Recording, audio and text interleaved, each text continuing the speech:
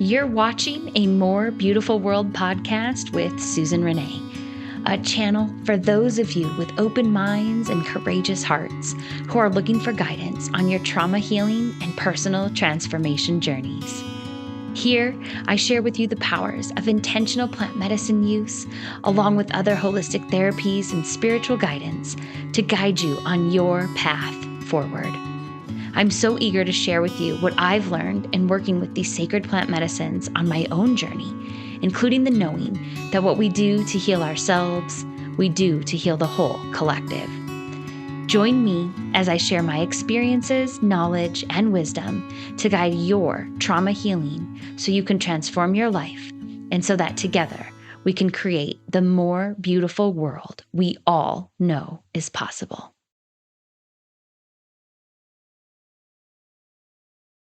Well, hello and welcome to another episode of A More Beautiful World. And in this episode, I've got a very special guest with me, Aria Mae Everts, and she is here to talk with us today about entheogens and embodiment. On the journey of transformational recovery, entheogenic medicines, also sometimes referred to as psychedelic medicines, can be a very powerful tool that we employ to fuel our journeys forward. And when you pair that with embodiment practices, you can begin to really maximize the magic and healing power that is offered to us by these medicines. So today, Aria will be guiding us through the topics of entheogens and embodiment and giving us some things to consider for how to bring more embodiment practices into our own lives so we can use them to maximize our experiences and work with the entheogenic medicine journeys more powerfully. So if you are eager to learn how entheogens and embodiment practices could support your transformation and recovery journey, then this episode is for you. So a quick ask, as always, before we dive into this episode, wherever you are tuning in from, if you could drop me a rating, a review, a comment, or even follow the podcast, I would greatly appreciate it.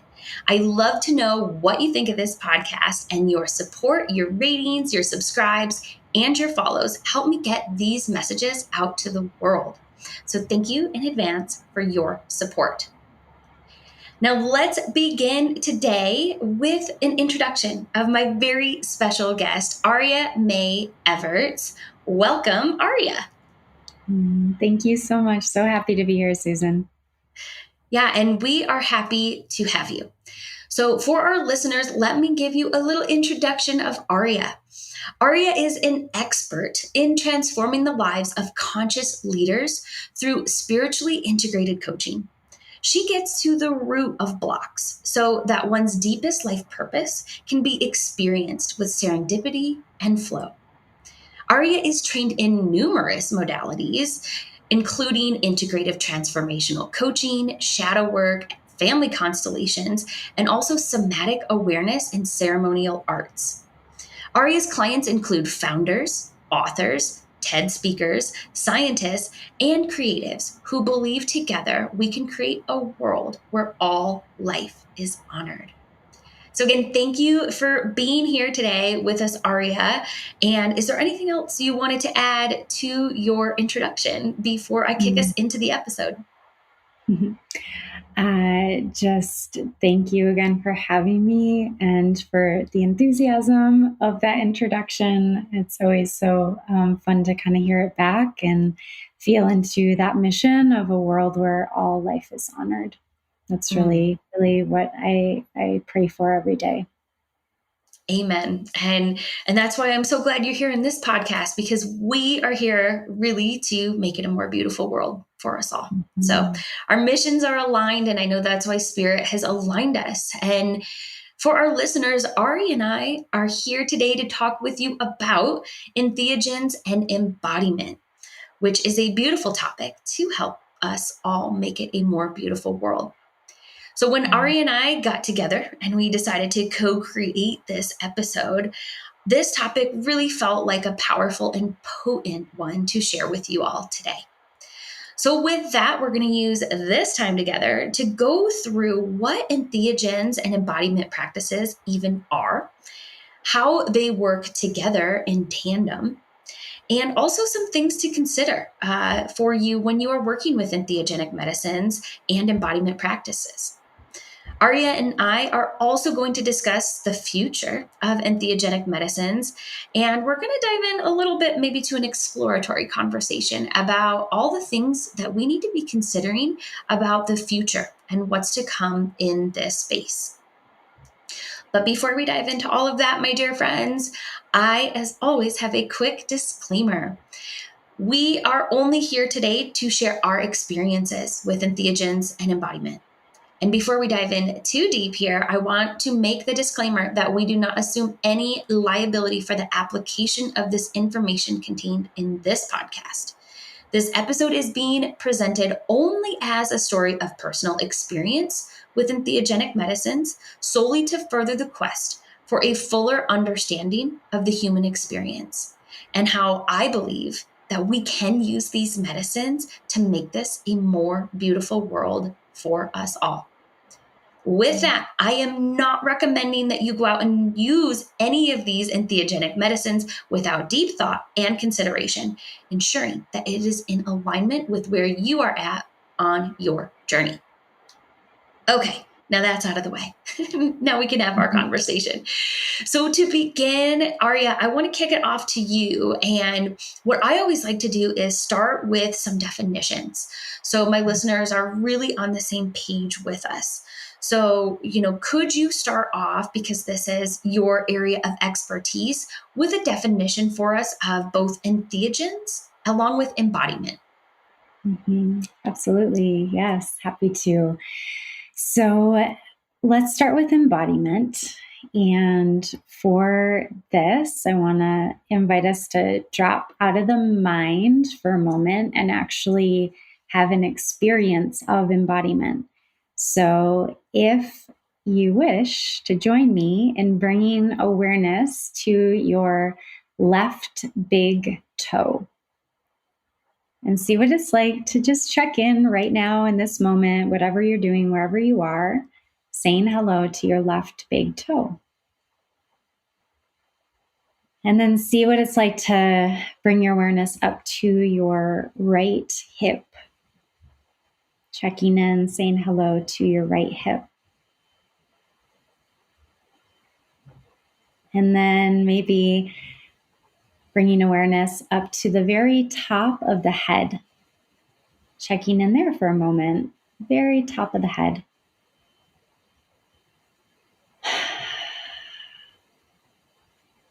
And then dropping awareness down to the heart, seeing what it's like to bring awareness to the heart for a moment.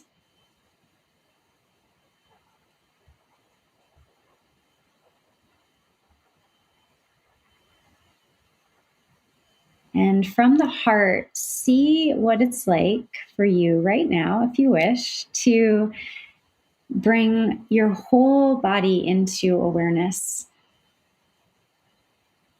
Bringing your entire body as much as is possible, from the tips of your toes, your fingers, up to the top of your head. Letting your awareness expand out from the heart, connecting with your whole physical being, perhaps the energetic layers of yourself, maybe expanding out into your energy bodies, your aura a little bit, if you wish, feeling the space around you as well.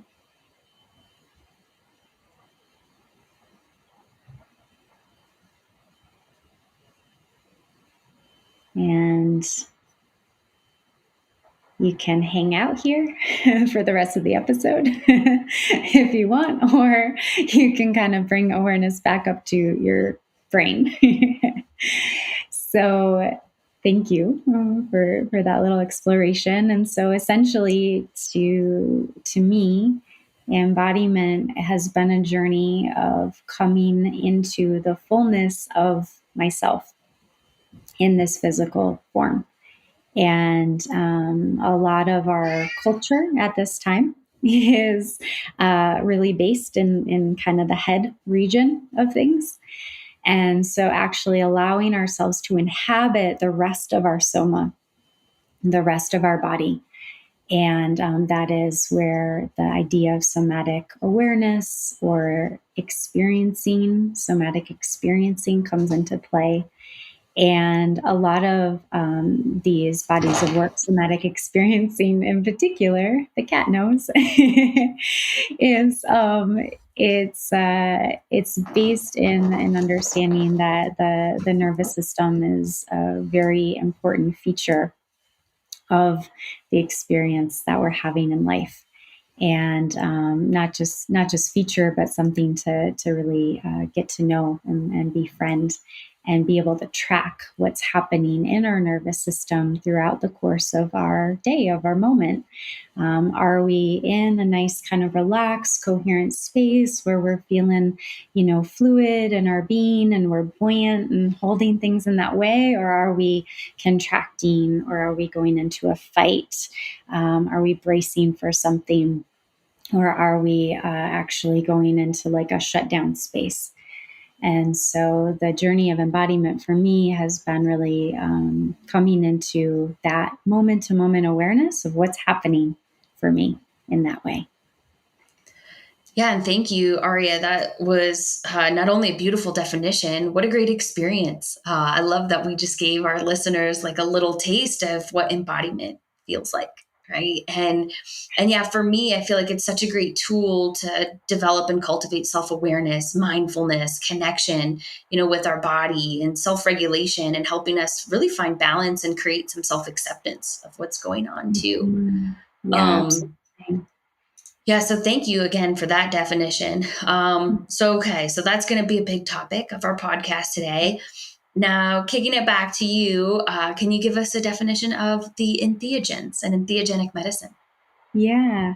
Yeah. So for me, that is specifically, I would use that definition around psychedelic medicines that may be plants, like organic, or they may be manufactured medicines, and that are supporting a connection with a higher power, supporting a connection with some sense of there being a field of consciousness, perhaps like a unified field that we're all a part of.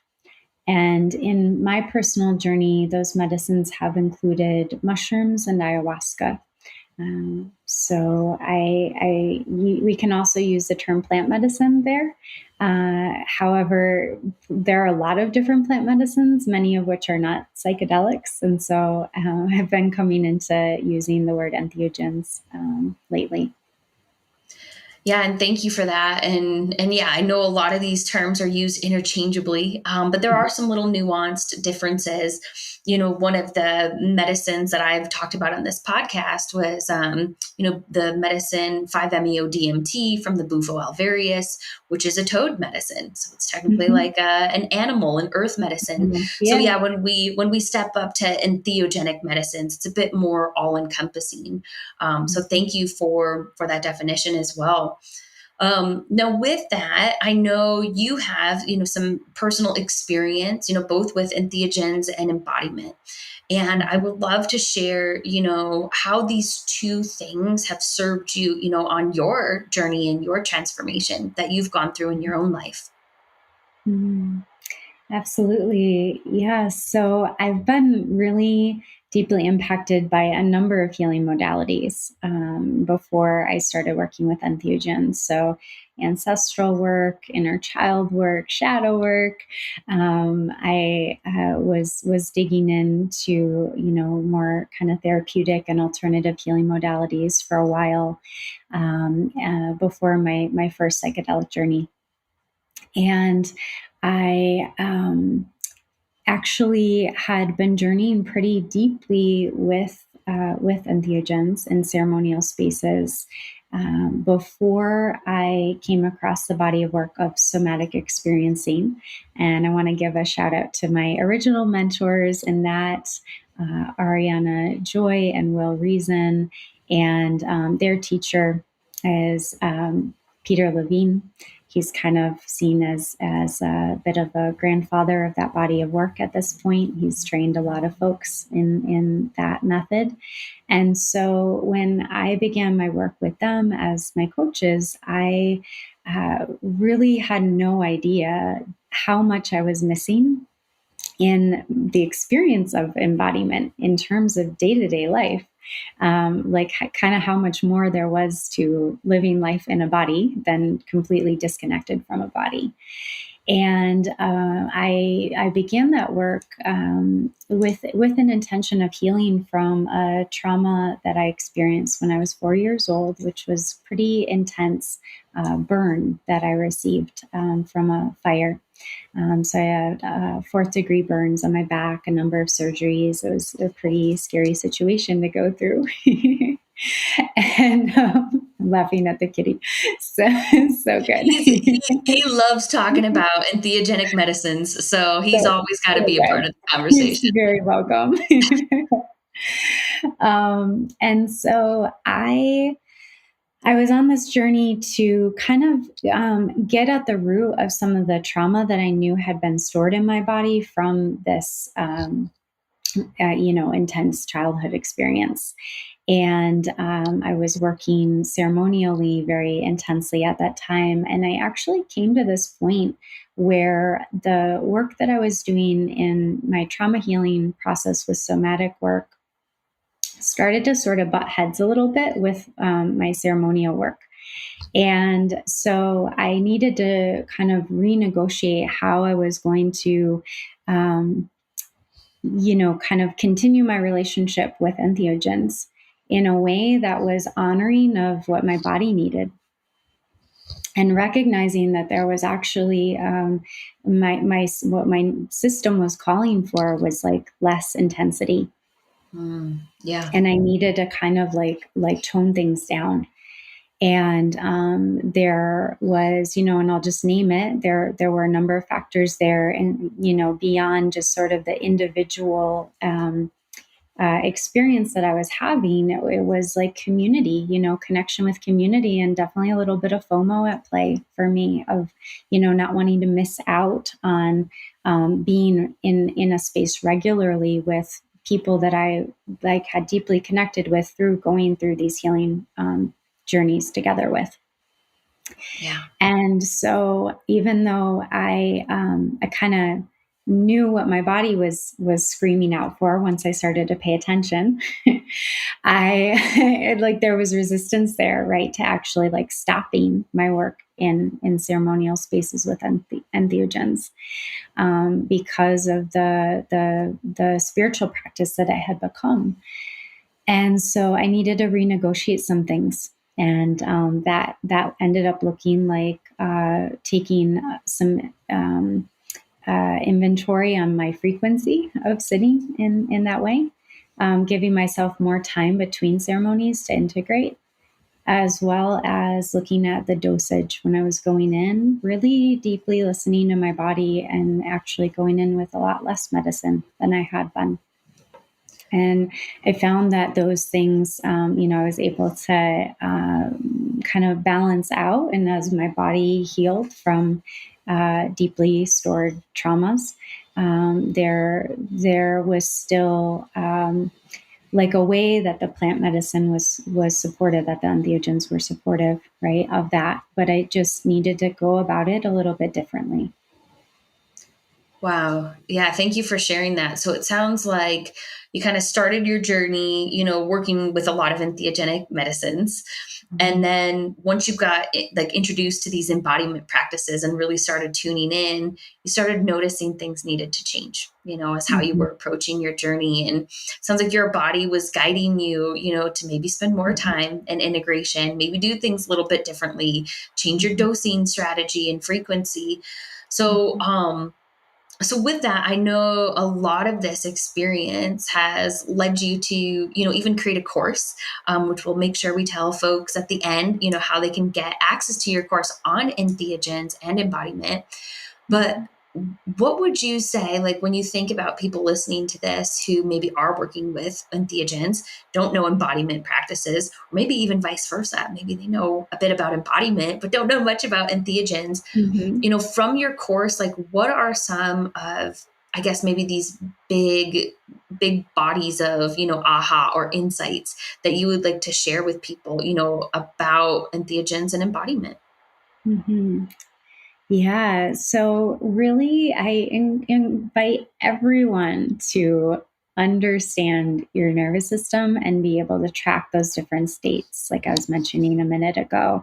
That is so key to being able to then, once we have that awareness of like where we are in a moment, we can then use a tool to help shift and actually dissipate old stored stuff that's in our nervous system. So, essentially, just to break it down, if somebody's really new to this idea, when we go through challenge in life, whether it's something like the trauma I experienced, right, which was this very acute event in a certain moment with like physical damage that occurred, or it could be something that's like a low grade stress over time. Like I grew up in poverty in a family situation where there was a lot of conflict, so that also got stored in my nervous system, right?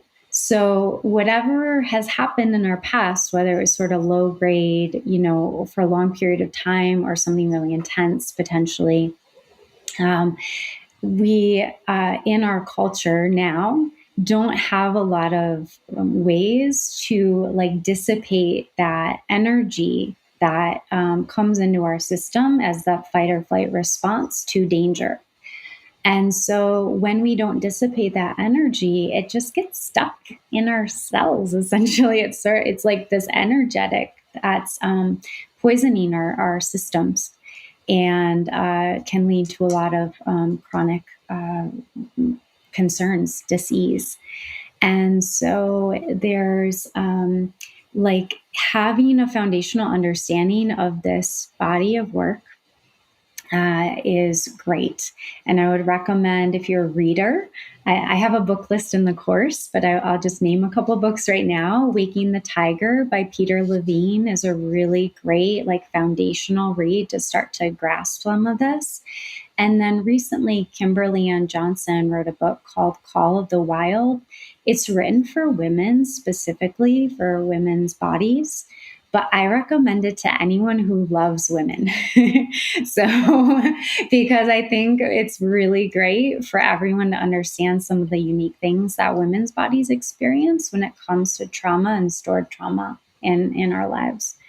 And so, having that as a foundation in the day to day, and this is really what I emphasize in the course, is like if we practice embodiment day to day, then when we go in to a entheogenic journey space and we're in that, deep sacred experience with ourselves, with the medicine, then we have this toolkit that we can lean into to actually have more effective healing work inside of those spaces. So if that's what you're interested in, if you're interested in healing work with plant medicines, then having that foundation of nervous system embodiment, it's such a magic combination. It's so good. Like, it changed so much about the way that I journey now.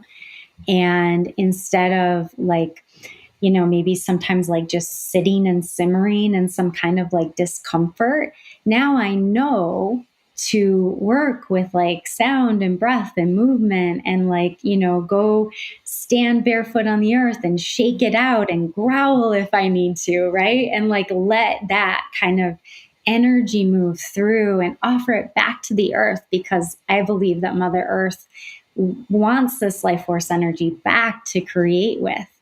And so we don't need to feel bad about releasing it, right? And like giving it back. It's actually this offering of like, wait, I don't need to hold this anymore, right? Let this be recycled in the system. Yeah, I love that. And thank you for that beautiful share. I know I, like you, kind of started working, with the entheogenic medicines before I really knew any embodiment practices. Mhm. And as I started to understand my body and understand where trauma was stored and what needed to come out, and allow myself to, practice that, not just in ceremony, right? But before, All the during, time. after, all the time, right? If you take the concept of just embodiment into your life, that in itself can be incredibly transformational, to even take entheogenic medicines out of it. Yeah, So exactly. yeah, it's really a powerful practice. And I know once I started working with the embodiment as well and really getting into it, like you said, as you were just ending there, the way that our earth mother, wants to transmute these energies for us, like we can give them back and she knows what to do with them. She can transmute them into something that's for the greater and highest good. And Hmm. it really is a beautiful release for our own experience as well and our own healing. Hmm. um so yeah, I know, things like breath work and mindfulness and even just checking in, kind of like we did at the beginning, checking in with our hearts and like, where is my big toe, what does that feel like today, little things like that can really add up. So this is beautiful. And yeah, I'm eager myself to dig into your course a little bit and dive in even more fully on this topic. But I know one of the things we talked about as we were preparing for this episode was, when blending the embodiment with the entheogens, Hmm. how can someone use embodiment practices as they're preparing for a ceremony and maybe kind of like in everyday life leading up, getting ready for an entheogenic medicine ceremony? How can they be employed during a ceremony? How do you see that experience playing out?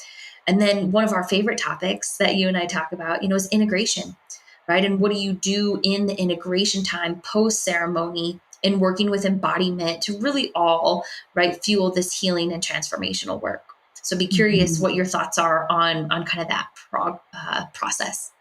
Sure. Yeah, I can offer some of the tips, kind of my favorite way to approach the those phases of an experience. So, going into a journey space, at this time, I really check in with myself, with my body, all of me, in terms of even deciding to ingest any entheogens.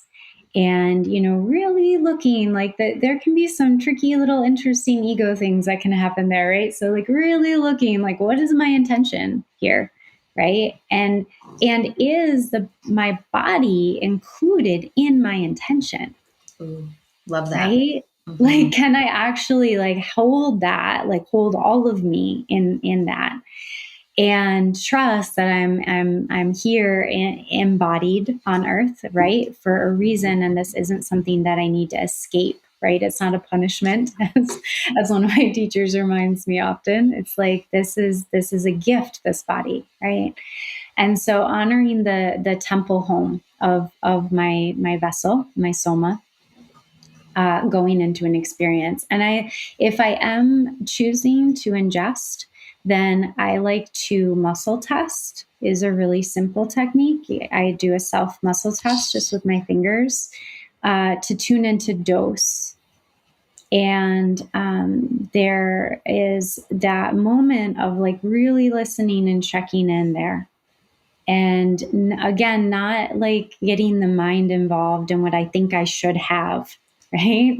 Yeah. Or, kind of this, we again, love our culture in many ways. There's a lot of beauty here. And there is this competitive element in our culture, right? Of like who drank the most cups, right? I've totally played that game after ceremony.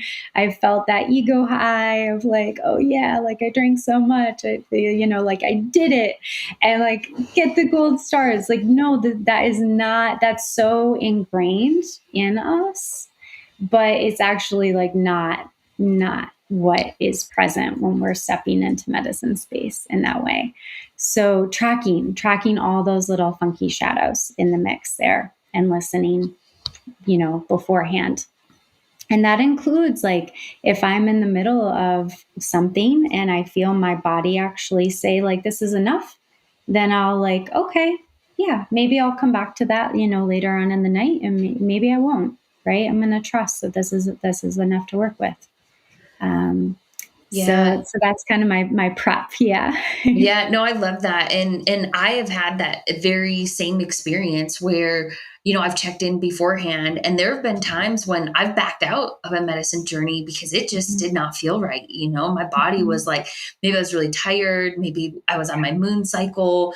Yeah. There's been things that have come up where my body's like, nope, like we can't have that, today. Yeah. I And celebrate you for listening to that, because it's a challenging thing, I think, to do. Yeah, well, and again, in our culture today, right, there is this ego thing. Like you tell people you're going to do this journey, right, and you want to follow through, right? You don't want to, go back on your word or whatever, or disappoint anybody, right? All of that stuff, that's all of our mind tricks. But when we Yeah. really tap in and tune in, I've even been in the middle of ceremony where they offer, multiple servings throughout the night, and my body is like, nope, we're good. Yeah. And like when people are going that next day, yeah, I drank so much, I did all this. And you're like, yeah, I had just a little bit and had a journey all night, and so there really is some magic in bringing in these embodiment practices. I feel like it's so self-honoring, and really can even make our journeys more powerful when it is in alignment with our body. So I love what you shared there. Yeah. Yeah, absolutely. And it's interesting because I dance this interesting dance when I'm working with clients around, like any type of experience, right? Like inside of like a coaching container or retreat container, where it's like sometimes there's like an actual honoring of the body, right? And sometimes there's resistance. And so learning to discern what's there is a really important piece of, I think, a spiritual journey. To be able to, have that clarity within ourselves to witness, when there might be something that we're just like not wanting to face. Right. And sometimes that not wanting to face something is actually that we're not quite ready to. And so that's intelligent, right? And so it's a dance that each of us gets to navigate, of like how much to lean into fear and go where it's uncomfortable. But again, tracking that we're in a culture where there's a lot of kind of like oomph energy and like force it through energy. And so how can we balance that, right? With like with a deep listening to our bodies. And so juicy topic. I love this stuff. So Yeah. And it is juicy. And I know we're probably just going to have to bring you back on the podcast again to dive into some of these, topics and tangents we could go on. But so we've talked a little bit about like what to do in ceremony, with embodiment. How, if you want to say any more about like during ceremony and embodiment, but then also I'm curious how you would invite people, or what your tips, tips and tricks would be, in integration, post ceremony, and working on, the integration of these medicine ceremonies. Absolutely. Yeah. Well, I'll just say, a couple more of the practices that I like to hold in going into a journey. I begin every entheogen journey that I have at this time with a somatic meditation practice. And that's my daily meditation practice. I go into my body and bring my awareness and check in. And so that's for me become this nice like foundation just to like tap in with myself as the medicine is coming in and feel it and pay attention to it. And then in terms of using the different tools, there's so many awesome somatic tools. I teach a bunch of them in my work in the course. And it's so fun to have them in your back pocket and be able to use them day to day and in journey space. So highly encourage people to get to know those tools. And then it's like just having that tap back in, right? So if part of my intention is to say connect with my body or honor my body along the way of my journey, just having that touch point, right? Wherever I'm going, allowing there to be tapping in with my physical system. And because entheogens are, by their nature, they're these like spiritually expansive supports. And so we can be, way out in the cosmos, right? But like occasionally tap in and make sure like the body has water, right? And like things like that. And like if you need to like shift, you can shift. Like just keeping in mind the impact that the body goes through when we're in these experiences, and being kind to oneself in that way. And so I think from there, I'll just give a couple of things like post journey space. So I take a lot of space after I go in, and I am very nourishing to myself on all levels. So between rest, good like mineral dense foods, whatever that means to you, salt baths, vinegar baths, are some of the things that I really love. Laying on the earth is a great embodiment practice, just to feel that connection with Mama Gaia in that way.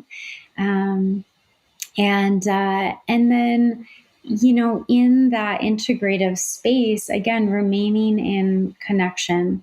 And so a lot of the journey of being in connection with my body it is a journey of remembering. And it's like noticing when I'm forgetting, right? Like noticing when I'm out. And then be like, oh, right. Like, no, I get to actually inhabit my soma. I get to inhabit her, and I get to come back in. Okay.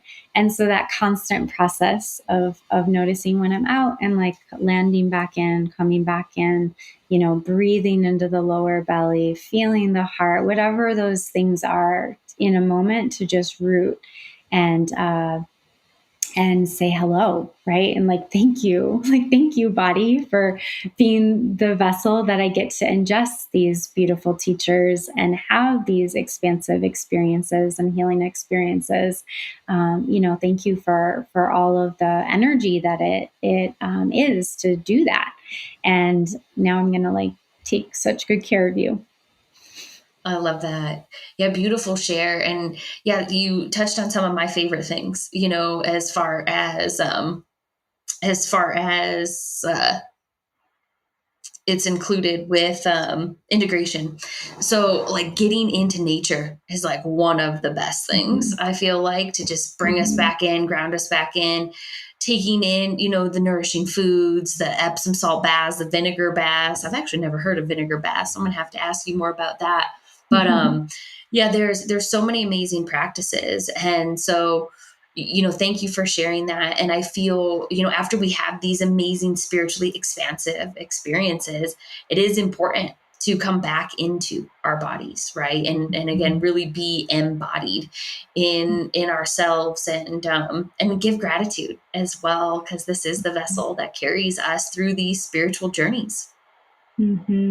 Yeah, we are so blessed to have access to all of it. I really, in my kind of spiritual understanding of things, we are these bridging vessels in terms of being able to be, of the elements of earth, wind, fire, water here on the planet in this physical incarnation, and then to have the ability to connect and remember. And there's so many ways to remember too. I want to say this for anyone listening who's maybe, been on a journey with, entheogens already, or maybe not. Always there are options to have these kinds of experiences of healing and expansion and spiritual awakening with things like meditation or breath work, or practices like Kundalini yoga or Ulu from ancient Hawaii. Like these things can be really supportive guides, but they're not like the only way, right? You can have embodiment and other spiritual practices, very effective pathways. And so I always like to just be clear about it's there isn't like one path, right, for anyone. Yeah. And no, that's a great reminder, because it is about finding what's right for you, and that's part of the healing and transformation journey. Is like, it is, every single one of us is going to have a unique experience, Mhm. and in integration, in journey work, and even in our diets, right? It's all unique to the individual, and I think that's a really important piece to kind of emphasize here, is that when you start journeying into this space, your experience, your needs will never be the exact same as anybody else's. It's important. Mhm. Yeah. So this has been a beautiful conversation. My mind's going 1,000 different ways about different topics I already want to bring you back for, Aria. Mhm. But for this episode, so we can wrap it up here for our listeners, any thoughts, like, as we think about entheogenic medicines and these embodiment practices, and really, going through these journeys in honor of the plants and honoring these medicines? I know we've got some big shifts happening, in the future of these medicines. There are some states that are legalizing, some of the entheogenic medicines. There are some medicines already legal out there, like a ketamine experience. So Mhm. as the landscape is changing right now, is there anything you want to put out there to the listeners today about maybe things to take into consideration on deciding which route to take, doing more traditional, ceremonial, ancestral, kind of routes, or going into maybe some of these more Western medical models that the entheogens are coming through now? So just curious if you have any, final thoughts there as we wrap up today. Mhm. Sure. Yeah. Well, I was just having a conversation the other day, actually, with someone who was curious about having their first mushroom journey and looking for, some guidance. And so I was giving, like, what I see right now as sort of the bird's eye view of the landscape. And so what I told her was, look, there's sort of like a couple different pathways, right, that exist right now to like having a mushroom journey. And so one is, you could find somebody who's maybe had some like kind of party experiences, right? More of like tripping, kind of drug culture kind of language around it, and that they're maybe, just like gonna like hold space, and they really haven't had any kind of like trauma informed training or much in the way of other sorts of like any therapeutic skill set or anything like that, right? That's an option.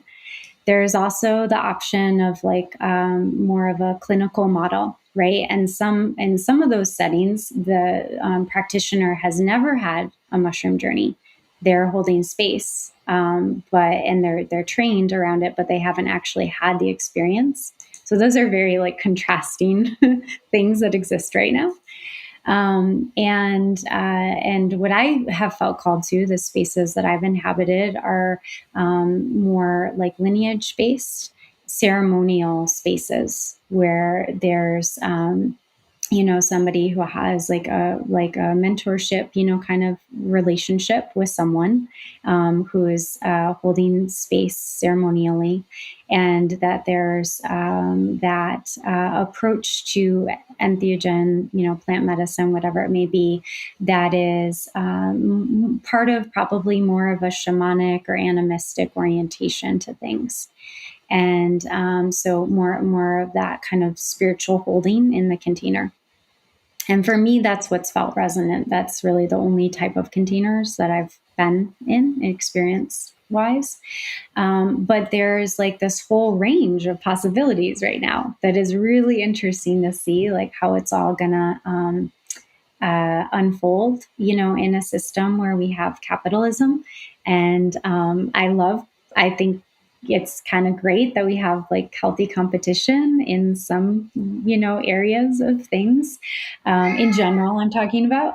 And it's really interesting when there starts to be regulations and certifications and these standards that are seeking like safety, right? And in a conversation that I've had with one of my mentors, like there's something kind of inherently unsafe about choosing to ingest ayahuasca, for instance, right? Like or mushrooms, like you don't know what's going to happen. That's kind of part of the point of it. And so I'm very curious to see how this energy of almost, it feels to me like a desire to sanitize things, like how that's going to kind of impact the field as we go here. I like things a bit messy. So I love that. I love that. And yeah, I think, with the changing landscape, there's a lot we don't know yet, and we're going to see how it unfolds. But I know, you shared earlier about like the muscle testing, when you're kind of taking medicines. This kind of goes back into embodiment, as someone is like making these choices about how they want to participate in, these medicines. And if they are considering ingesting, any of these medicines, what is right for them? They can check in with their body, right? If something feels right. And I know I'm with you. I'm more in the like ceremonial ancestral lineage space of working with, medicine practitioners, but there's going to be more options, coming out. And I think it's important that people do take that, into their body and do some checking in and really trusting, their heart space and their body to know what's right for them. Would you kind of agree in that space? Yeah, absolutely. That's what I think is going to support changing the world, is if we all start to listen a little more deeply to our body's wisdom. Absolutely. Yeah, amen to that. So this has been an amazing episode today. And again, there's so much I know we could talk more about, but that just means we got to bring you back on, which I'm sure everyone will be excited about. But any final thoughts that you did want to share with us today? I know we covered a lot, but is there anything still that you wanted to get out there today? Thank you, Susan. Well, I'll mention it in part to hold myself accountable that I do have a finished manuscript for a book that I am working on having come into physical form very soon. I've got some edits to make on it and moving toward getting that out into the world. So there are a couple of stories in there about some of the journeys that I've had, and it's a bit of a guide for someone on their spiritual awakening path, and talking about different spiritual gifts that we can activate and remember inside of ourselves, like intuition, time bending, shape shifting, things like this. So it's pretty fun, and I'm excited to be sharing that as well. So stay tuned if you're curious about that. More to come. Awesome. No, I love that. And I want to read it already. So yes, please get it out into the world, sister. So if listeners, they want to get in touch with you, they want to get this book when it comes out, they want to maybe get your course on entheogens and embodiment, what is the best way for them to like follow along with what you are doing or connect in with you? Yeah, so my website is ariamae.com, ariamae.com. And I have a very simple free offer of a sovereignty ritual that you can sign up for and download that. And then you'll be on my email list. I do not play the social media games, so my email list is really the only online thing that I'm putting out at this time, to stay in touch. And then I also have the course is available, Entheogens and Embodiment course. It's 4 hours recorded content and then some fun opportunities for play in the middle, so you can do it at your own pace. And it's very straightforward, very simple tools to learn. I tried to keep it just short and sweet and simple so people could really begin to just like work with the practices in their day-to-day life. And so that is available at sacredlights.com, which is a very great community, and it's easy to access. It's like $44 to just join for like a month. You can do the course, you can cancel membership, easy, done. There's also a free membership offering there, and I have a bunch of recorded animal totem journeys and water prayer journeys and different things. That's just a part of the free content inside of sacredlights.com. Wonderful. Thank you, Aria. And I will make sure for everyone we add those websites into the description of this episode so you can easily find them. But thank you so much again, Aria, for showing up Thank today, for you. sharing all of your medicine and your gifts with our listeners. And we'll make sure again to put in your contact info below so people can stay in touch. Thank you so much, Susan, for holding this beautiful podcast space and all the incredible work that you're doing in the world. I so appreciate you, sister. Thank you, sister. Much love. And again, thank you for being here today. So, okay, tribe, that is it for this episode on entheogens and embodiment. So I hope you are feeling more knowledgeable about these topics and you can take some lessons from this episode back into your own life as you move through your transformation and recovery journey. Let's remember this is all about making the world a more beautiful place. And that begins with you. Because as you better yourself and move through your own recovery and your own transformation journey, you are beautifying our world. As always, I appreciate you being here with me. And of course, if you need support on your journey as you heal from trauma, as you heal from addiction, or if you are preparing for or integrating any plant medicine journeys, make sure you grab your free clarity call with me below because I would be so honored to guide you on your personal transformation. But that is all for today, tribe. Until next time, much love to you all.